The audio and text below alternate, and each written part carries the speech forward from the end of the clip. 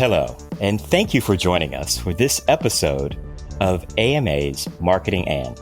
I'm your host, AMA CEO, Bennie F. Johnson. In our episodes, we explore life through a marketing lens, delving into conversations with individuals that flourish at this intersection of the unexpected and marketing. We'll introduce you to visionaries whose stories you might not have heard, but are exactly the ones you need to know. We'll unravel the challenges, triumphs, and the pivotal moments that have been shaped by marketing in their lives. Today is a really special episode, and our guest is none other than Paul M. Rand. Paul is a phenomenal and visionary leader in the marketing and communication space. He currently serves as Vice President of Communications for the University of Chicago.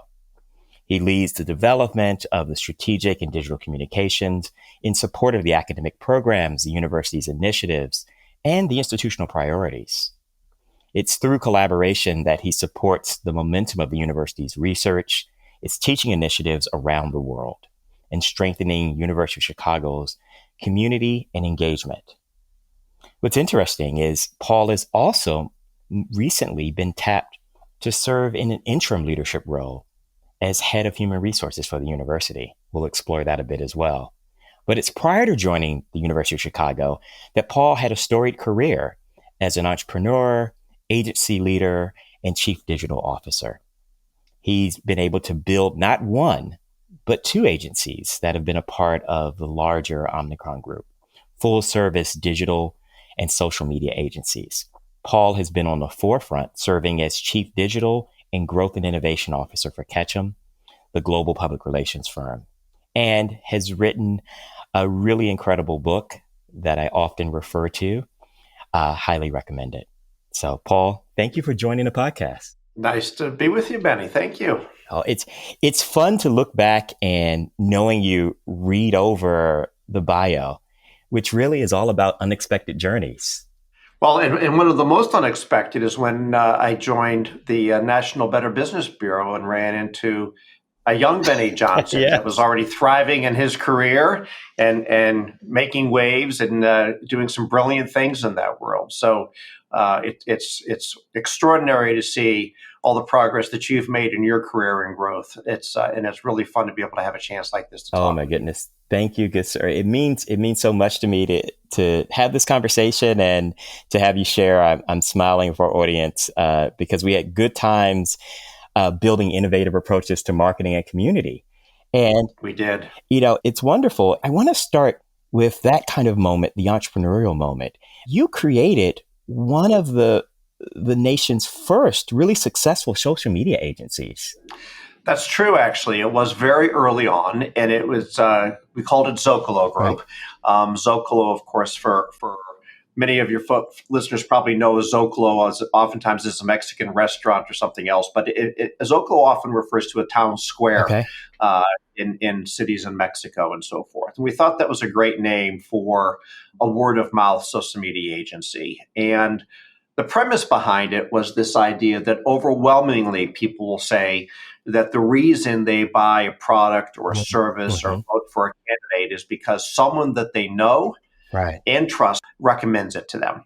And so this power of recommendation or the word of mouth was the foundation of what we did in Zocalo Group, which grew to a great size agency and was ultimately fully acquired by Omnicom Group. And I think that's a really incredible point because you didn't start off with technology. You started off with understanding the human experience and the need for that behavioral connection, which is really at the heart, I think, of the success. Yeah, it's technology like in all these things. And we're in another wave, of course, of technological evolution with AI and coming into every role we're focusing into. I think part of it, though, is continuing to look at some of these just basic truths of what informs people, motivates people, engages people. And the technology are ways to hopefully make that easier and better. But those fundamental truths really don't go away and continue to this day to be, I think, at the heart of marketing. I think you still find people saying that the reason they vote or buy or listen to a podcast is because someone they have some faith in. They may not even know them today, but they say, oh, this person's like me. I'm going to listen to what they have to say. We talk about that power of personal connection. So talk a bit about this unexpected transition. So you go from CEO of multiple agencies and serving in these capacities, and then you make the pivot to head up communications for a major research-based university. Talk a bit about that kind of transition in your life. Well, it was, I grew up with a father who was a university president. Right. Yeah. And so I grew up in an academic setting, and it was always extraordinarily not only interesting to me, but my dad always would smile as he kind of understood some of the things I was working Right. on, but not always. And then for many years, I worked as an adjunct faculty member and board member at DePaul's Graduate School of Business. And so after the acquisition went through, the second time, we had two agencies that were ultimately acquired by Omnicom Group. I really gave some hard thought to what I wanted to do and how to get back involved. And I didn't want to go back and teach full time, but I decided that doing higher ed in the marketing and communication space would be really interesting.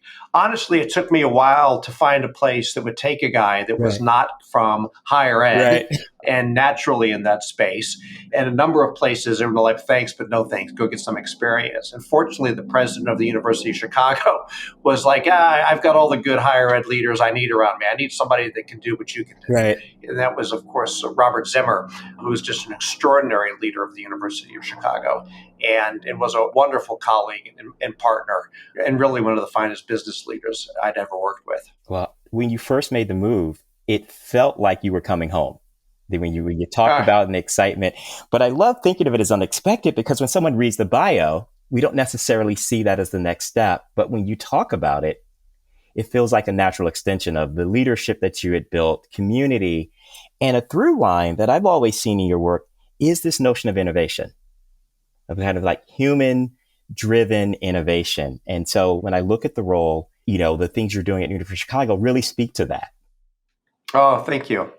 Well, it's to me, that's one of the most enjoyable things about it. And innovation really takes a couple of forms. One is just that innovating for the sake of doing something different and better, but it also means finding leaders, whether you're in an agency or a consultant or in-house, that actually is willing to let you take a chance. Right. We launched what is now actually one of the most awarded podcasts in higher education called Big Brains. Yes. And, it's getting upwards of 150,000, 200,000 engagements a month. And I remember going in and it was a fresh idea. And I remember going in front of the president, saying in a very serious institution, we want to come up with a somewhat whimsical name because we wanted to engage people.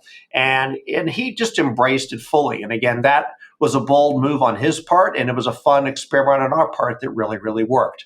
And I think as long as you're in a spot where you're not innovating for innovation's sake, but because you're trying to find a better way of doing something, and of course, that's where change comes from. And if you don't continue to innovate in your own world, then somebody's going to come along and innovate around you or better than you. Right. And so I would much rather we innovate on ourselves and be constantly in the spot of finding new and better ways of doing things. And that just adds to the fun of the whole thing. It really does. And I love your approach because that's also the challenge with legacy organizations. Yes. Where you have to build your legacy that you're innovative. So you're disrupting yourself because it's really easy to get caught into this is what the storied University of Chicago does. Right. The other thing that comes along is, of course, is that not only do you have to have that idea, but then you have to bring the organization along. Yes. I think any of the listeners who are in higher education know that the idea that there really is a perception in many institutions that doing anything that for faculty members is seen and researchers is seen as self-promotional is really just looked down upon within their organizations. And even coming in and using the word brand in many academic institutions, for years was something that was really not fully embraced. And I know when I first came here, the idea was, let's not openly talk about brand. The idea of asking different folks to go and talk about their research, some would do it, but most said, that's not really one of the ways that we drive to tenure. And so innovating in such a way and finding ways that you're not doing it to promote the institution, you're doing it to help explain the work. Right. And you get the side benefit of ultimately, hopefully bringing good recognition to the institution as well as to the individual. Talk a bit about, and it's really interesting when I look in context of one of your really successful communication driven campaigns that focused on how to celebrate the breakthroughs and innovations and the research that's happening with the faculty. Talk a bit about that, and I don't want to slaughter the name, but because it's so elegant in looking at the day tomorrow started. I love the kind of concept of that space. Yeah. And I'll tweak it just a little bit. It was called The Day Tomorrow Began. Yes. And so let me go back to the crux of what the pillars are for the University of Chicago, because one of the first things that we did here was become extraordinarily deliberate about when the University of Chicago really had a belief for much of its history that if people needed to know about us, they would find us. Right. There was very little energy put externally. And it was really one of those things where the focus was on the research and the work and not necessarily on the visibility of the organization. I think Robert Zimmer, who I mentioned, is what I was brought in saying, we want to change this. We want to really turn this around and lift up and get recognized for the research and the work that's being done here. It's one of the top producers of Nobel laureates in the world and so forth. We look back, and so the pillars we came up with were really, when people think about the University of Chicago, that the overarching element is rigorous inquiry, and that really is something that stands out here. And then we wanted to drive things that really just talked about shaping and defining new fields, transformative educational experiences, and impact. And so we looked and said, we want to find ways of showing and telling stories that hit those pillars. Right. So we came up with this idea that what better way to talk about breakthroughs that happened and continue to happen at the university other than a series we called The Day Tomorrow Began. And we found numerous monumental breakthroughs that occurred on campus, ranging to the first nuclear reaction to sleep studies and discovering REM sleep that happened here that give you a chance to say, these breakthroughs have happened here, and here's all the things that are even happening today. Right. And we did a series of 10 different episodes, and it really helped bring stories to life. And this idea of creating content and engaging content that helps tell the story of your institution or organization is at the crux of a lot of the things that we do. It's really remarkable when you think about it that you had that latent knowledge there in a university that was held on and really was kind of that energy release of how do we use marketing and communications to strive towards our bigger mission and vision. How do we do that? It's a great example. And for our audience, I encourage you to listen and check out the work that Paul has done. I think it's really informative. And this was things that were embedded in the University of Chicago. All true. And part of it is, for each organization and any of our folks that are listening, it has to be culturally appropriate. Right. And so especially in higher ed, each organization has its culture, what works, what's right. And so I knew that if we leaned into the things that we as an institution are particularly proud of, which is our scholarship and our research and our rigor, and celebrate it not in a self-promotional way, but in an educational way, it would resonate as much on campus as it did off campus. And I think you're absolutely right. And it speaks through. So, in keeping with this conversation of culture and innovation, right? Because those are things that are best rewarded when they're intentional, when we intentionally think about culture and innovation and communication. So I want to talk about October of 2023, when you assumed the interim leadership of the Human Resources Department. That was a nice surprise to be asked to step into that role. So, as I think about our conversations, and at the heart of it, it's people-centered. It's heart is innovation center, it's change center, which is all at the heart of human resources. What has been your approach in this leadership time period for human resources? Maybe I can talk a little bit about how we ended up getting into this position and why. And the university announced that, we had for many, many, many years of investing into really the eminence of the institution. Some very strategic investments over time had really done its job and built up. And then I think there was a point of saying, all right, we're running a pretty decent structural deficit. It's with interest rates going up, we're going to really put our energy into getting this deficit back in line with where we want it to be and evolving it. And so we brought in a new CFO to say, I'm going to buckle down on working on these things. Right. And the president basically said, HR has been reporting to the CFO's office, but I want to make sure that the person we're bringing in focuses exactly where I need, in this case, him to be. In your own companies, Right. you've run HR in the past. Can you oversee that here? Right. And so, we have 13,000 folks that are part of the system, 17,000 if you look on a broader level. And fortunately, we have an extraordinarily strong HR team. Right. And my role was to make sure that they had an officer of the university, in essence, that's helping ensure they're successful, that they're given the right opportunities, that we're finding the right paths, that we're prioritizing during a period of change, because there's plenty of change management going on when you get to the point of saying, we invested in everything possible and now we're going to scale back some of the areas that we're going into. That represents a cultural change for an organization. Right. And so it's really been a matter of evolving. We had a 40-year-old legacy financial system that was managing the university, which is, new ones being rolled out. And as we talked about earlier, it's a challenging time to be in higher ed. Right. I think for years, people have been so proud of the fact of the work that they do here, or any institution, and then finding that it's challenged, some ways fairly, honestly, and in many ways terribly unfairly. Right. And so making sure that we're helping the organization navigate through those types of things becomes really essential too. Yeah. So I would ask that question. As you have broader responsibility, often we're having discussions about having marketing and communications leaders have an executive seat at the table. Right. Have a role in engagement. And what I love about the story and the narrative is, as you've occupied a seat in there, you're looking into your bio to say, he has the skill to be able to be an advocate and provide leadership for the human capital space as well. That we often don't see marketing leaders getting a chance to expand the portfolio of work. Yes, I think that you're probably right. And, it's from the time I entered this field years ago, the getting a seat at the table has always been a trope of anybody that's working in here. And in some ways, it's exhausting. Yes. And I think if leaders at organizations where they don't have a seat at the table, and that's something they consider important, then they need to find a place that they do have a seat at the table. Right.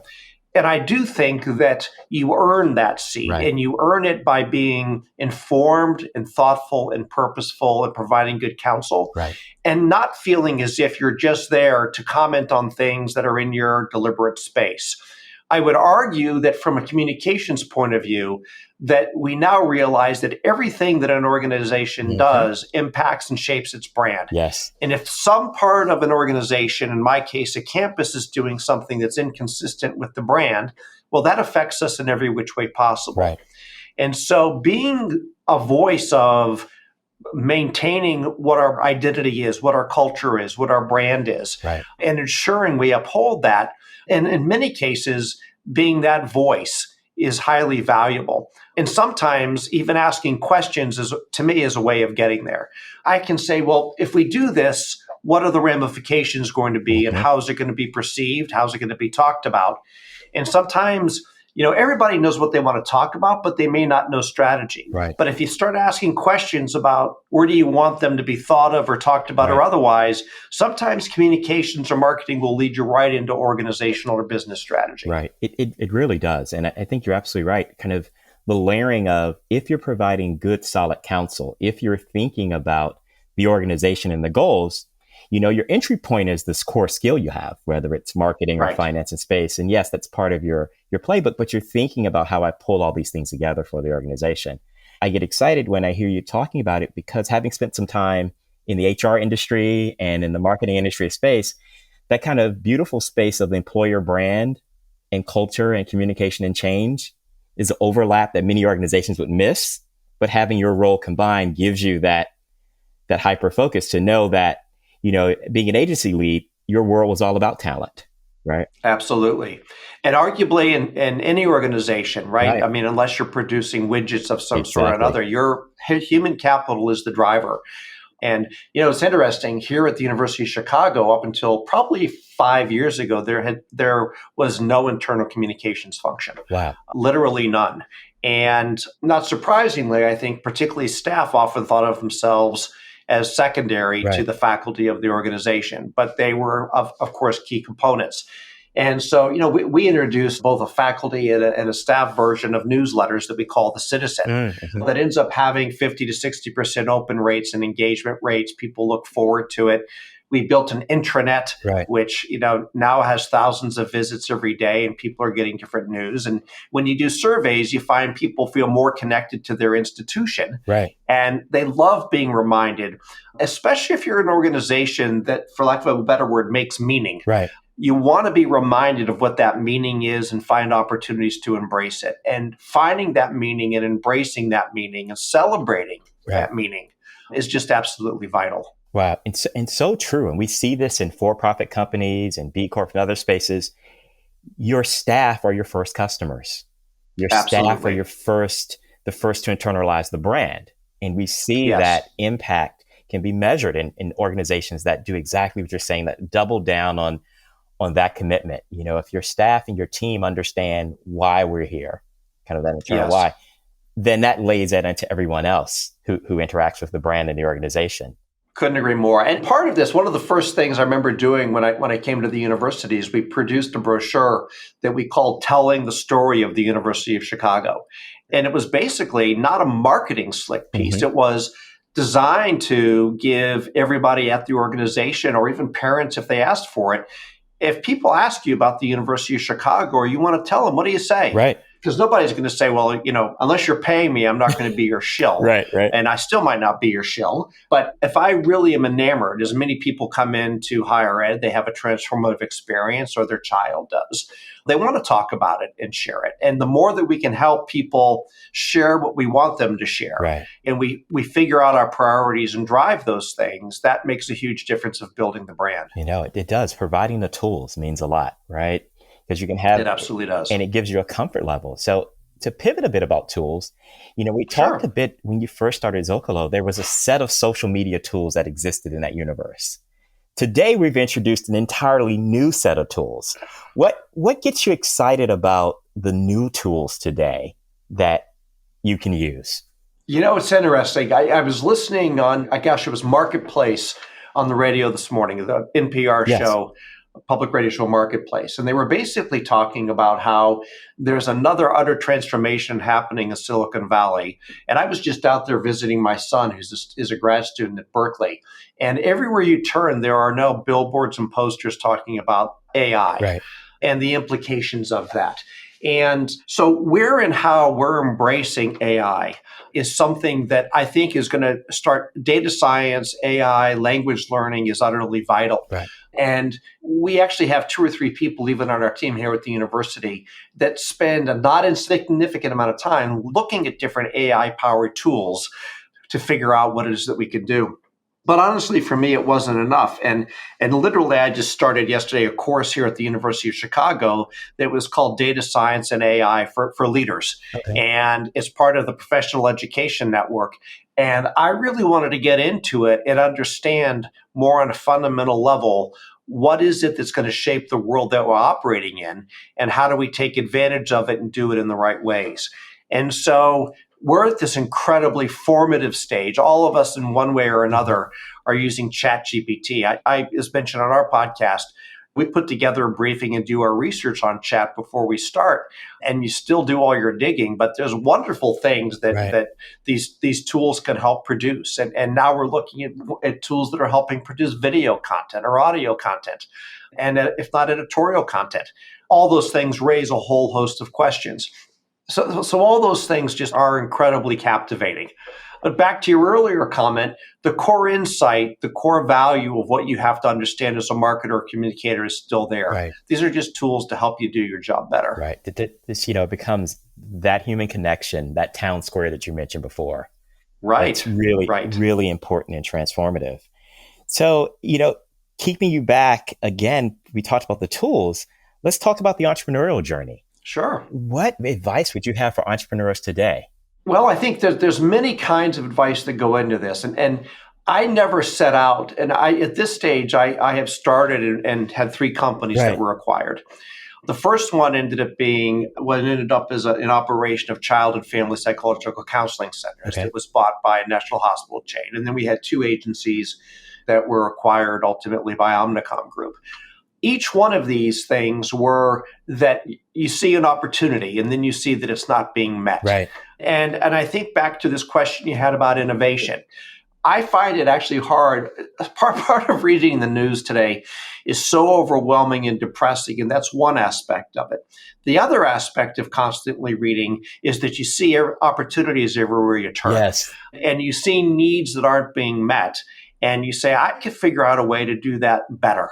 And it's not starting with what are my skills and what do I do? It's a matter of looking around and saying, there's something that's not working as well as it could be, Right. or something that has the potential of being disrupted. What is that? And then having enough interest and faith to say, let's explore it. If Right. we were going to create something to meet that need, what would it be? So it's almost really continuing to flip the agenda around and not what am I good at, but what does the market need, Right. and how can I apply what I do to help meet that need? Which I think is a really powerful for our listeners success formula in there. So you don't start off with, I'm studying entrepreneurship, although there are skills and rules and space that go into it that can be very valuable. But it's really more of I'm studying, observing the world around me. I'm asking questions. Right. I'm looking in there because the best, most dynamic market needed ideas come from that space of like, I realize this is broken. I realize this could be faster. I imagine what if. Yes. And I will tell you in the same breath that I'm a huge advocate of either business education, Right. entrepreneurial education, or otherwise going back. And if people come and say, I'm thinking about going back to school and I'm in marketing or communications, I'm thinking about getting a degree in integrated marketing.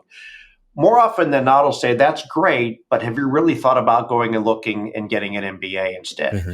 And the ability to understand all the impacts of what is going to be impacting your decision as a marketer or a communicator. Right. And even if your journey is entrepreneurship, to learn what you don't know and learn what mistakes others have made, Right. that you hopefully are going to say, I remember this, and this is how they handled this situation. It's giving you that insight that you may have not have gotten on your own. And maybe you're learning more about data science or other areas that are going to really have a real impact. Data's driving everything these days, right? The days of I think Right. are really not necessary anymore. You can never replace the intuitive feelings about something, but then what you can do is take your intuitive feelings about something and then validate them or disprove them with data. Right. It's so true. And that combination, I think what becomes the theme is always being on, constantly learning. Right. So it's constantly learning from spaces and having unexpected areas as well. It's not formulaic, to your point. There's great things you learn in data science and core marketing education, but then you combine that with what you learn in a broader business success of the MBA, and then combine it with whatever topic area that you're going in for intellectual curiosity. That's, I find out where the magic comes in, right? Couldn't agree more. Yep. Yeah, and that intellectual curiosity, again, it's back to this idea of reading. It's just hard. You can find things that interest you all day long and stay intrigued with it. And you just never know where those ideas are going to come from. What's interesting is I'll come back to the higher ed space and talk a little bit more. One of the other things that's under attack right now in so many different ways is what's happening regarding DEI. Right. And, and I think when the dynamic was, well, we have quotas to fill, or we have other things to fill, it ignores the idea that what you need is a diversity of ideas or opinions or backgrounds to get the best ideas. Yes. And so I think through all these things that are going on, staying focused to what's true, and if you are really there to innovate or to grow or to meet new needs, then finding different voices, different backgrounds, different perspectives to come to the mix is not something you should feel obliged to do. It's something that actually is vital to make sure you're bringing in varieties of impressions and backgrounds and experiences and lived experiences to help make sure you're going to have success at what you're doing. It is. And for most organizations, it's true to your mission to bring out the best. You think about universities, Absolutely. Bringing out the best in space. And this is how the best shows up. And from different experiences and different spaces in there. And much like that learning prompt, how many innovative ideas have come from a room with students and leaders from all across the world, from student and leaders from all the top social economic backgrounds and ethnic backgrounds coming together, looking at problems in different ways, looking at opportunities in different ways, and coming to build something better. Well, one of the things that many of your listeners probably know about the University of Chicago, because it's gotten so much in the news, Mhm. is really our position and our work around free expression. And Yes. it's with the Calvin Report and the Chicago Principles, this idea of institutional neutrality and the idea that the university is the home of the critics, it's not the critic itself. And being true to that in this world and living it every day is absolutely vital. Right. Part of what we're all being reminded of is that bringing in different voices or voices you disagree with is not only hard, it can be painful. But to that point that you just made, that's where the ideas are going to come in. And when you do different studies and you start seeing that groupthink drives Hmm. a certain level of outcome, that the better we can be of creating an environment where different voices feel welcome, they have the chance to express themselves. They can do it in a way of not being coddled, but by saying, listen, this may make you uncomfortable, but you got to learn how to deal with it. And that's part of what it's like out in the real world. And that's how we're going to force each other to get the best ideas. But there has to be ground rules, of course, that Right. people know that they are safe in their ability to do these things. But then at least in higher ed, you're creating an environment where real breakthroughs and discoveries can happen. Right. Which is really kind of the dynamic way in which new knowledge is created. Right. No question about it. Right. And we validate and we set our truths and then we validate against that again Yes. as we continue to evolve. Paul, it's always exciting and refreshing to have our conversations. And I appreciate you joining us on this time. I still, knowing the journey, it's these moments of kind of innovation and challenge in people that kind of always come through. So I can't believe we're at the top of the hour already, but Oh my gosh. I know I'd love to give you the last word on what do you think is next for our marketing listeners? What do you think is next around the corner for us? The answer will not surprise you, but I think that tuning into data science and AI, and I think we're at the formative stages of how it's going to impact what we do on a day-to-day basis. Right. And you'll hear this conversation where people say, well, AI is going to be here and take jobs. Actually, I think what's going to happen is that people that understand how to fully embrace and use AI is what's going to take your job. Right. And so be one of those people. Yes. And be curious and innovate and embrace. I love it. I think that's a perfect way to end our episode with Paul Rand. Thank you for joining me, and be curious, be innovative, and embrace. And thank you all for joining me for this episode of Marketing And. We invite you to join and hear additional episodes, follow more needs and community stories from AMA, and check out the work that's happening at the University of Chicago as well. Thank you all. Thank you, Bennie. Enjoyed being with you.